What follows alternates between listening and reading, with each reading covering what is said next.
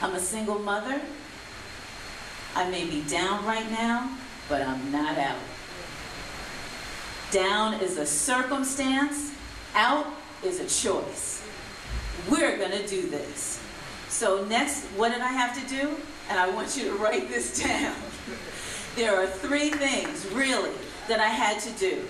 And the very first one was to break the silence. Because I'm going to stand here, and if there's anybody here, because I'm going to tell you the truth, I didn't want to tell this story tonight. I've got friends in the audience, I've got people that don't know me well in the audience, and I really didn't want to talk about this secret because, as a matter of fact, even 20 years later, it's still a dirty little secret to me. Can anybody identify with that? Yeah, of course. Yeah. So the first thing that I had to do was break the silence. Many of us are walking around in silence with the anger and the pain and the hurts that we've carried for years and years and years and years. Break that silence. And the most important person you have to break the silence with is who? Yourself. That's right.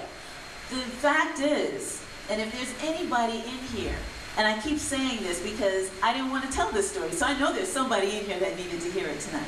If there's anybody in here that's dealing with domestic violence, we can't turn around and blame the abuser.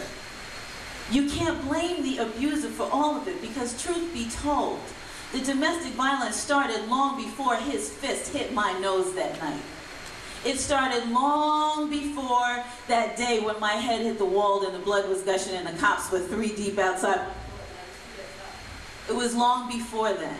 It started way back when I started changing to make him happy. Is anybody with me tonight?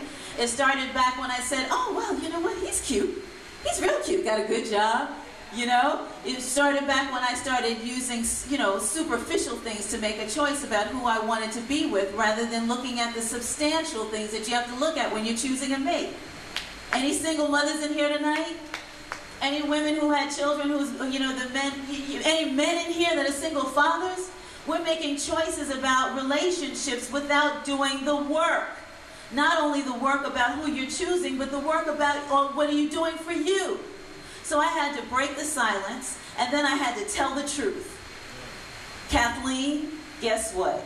You were lying to yourself all these days. You started saying, oh, it's not that bad. He goes shopping, he brings home the check, he's not cheating on me and all that. It's not that bad. The marriage ain't that bad. I got a cute son. I live in Santa Monica, California with all these rich people. It's not that bad. I had to stop lying to myself. I had to break the silence. I had to tell the truth. And then the next thing I had to do was I had to believe in myself. I had to believe I can make it. And it's not just one of those, I can believe I can fly, R. Kelly kind of things. You hear people say, believe in yourself. You're like, believe. How do you do that? Well, the first thing is you just make a decision. Just like Stacy said, you have to make a choice. And to be honest with you, ladies and gentlemen, it really is not harder than that. Believing is a choice, and when you do it, suddenly the universe begins to conspire for your success. Things begin to line up. Can anybody identify with that? When you decide that something's going to happen, things begin to line up. Mr. Les Brown said the most dangerous weapon is a made-up mind. When you make up your mind to do something, does it usually happen? If you don't make up your mind to do something, does it usually happen? Absolutely not, it doesn't. So that's what you have to do, decide. You have to believe in yourself. And what I decided that day was I was going to believe in my ability to make it. And my ability to make it, and my decision was that I was not, nor was my son, going to be a statistic. 19 years ago, I drove out of that garage in Santa Monica, California. And I want you to know that my belief came true. I left there and I went to a family member's house and I knocked on the door. I had my son in my arms, a bag on my shoulder, and I said, listen, I don't have any place to go. I don't have any money. All I have is that car right there and the stuff that I was able to pack into it. Can I stay with you?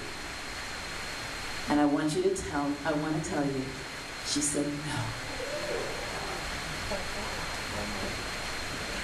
Family members that can really let you have it when you really need it. She said no. Sorry, you got a crazy ex-husband. deranged. As a matter of fact, he ain't even an ex-husband yet. So no, because he might come here and try to hurt us. So no, you can't stay here.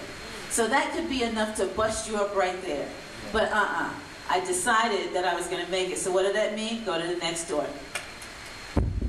Next door. Next door. And I kept going until I found somebody who was going to let me in. And sure enough, I did.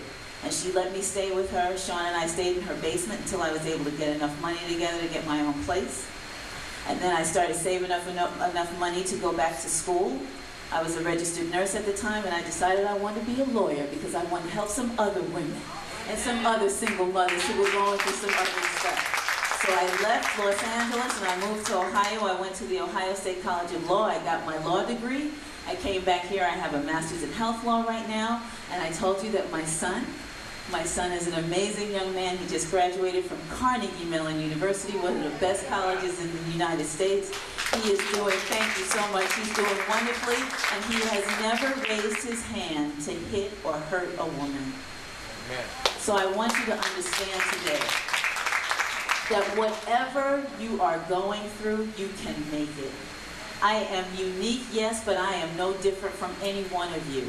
So I don't know whether or not it's a bad marriage. I don't know if it's domestic violence. I don't know if it's a foreclosure. I don't know if it's a job loss. I don't know if it's whatever it is. It doesn't matter what it is, because you're going through it and it's meaningful to you. But know this day that you can make it. Break the silence. Stop lying to yourself. Tell yourself the truth and believe that you can do it. Ladies and gentlemen, I want to thank you so much for your time this evening, and I want you to live your best life because there's greatness in you. Thank you.